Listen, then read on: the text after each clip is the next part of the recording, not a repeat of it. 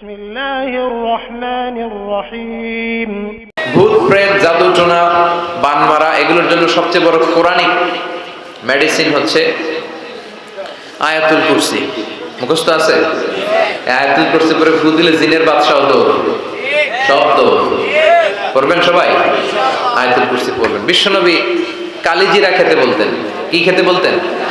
কালিজিরা। এটা শিফাউন মিন কুল্লি দা ইল্লা সাম। বিশ্বনবী বলেছেন মৃত্যু ছাড়া এই কালিজিরা সব রোগের মহৌষধ। এই কালিজিরা শুধু একটা রোগ থামাইতে পারে না, রোগটার নাম মৃত্যু। কোনো কিছু থামাইতে পারে? বিশ্বনবী বলেন মৃত্যু ছাড়া সব রোগের মহৌষধ কালিজিরা। বিশ্বনবী মধু খেতেন।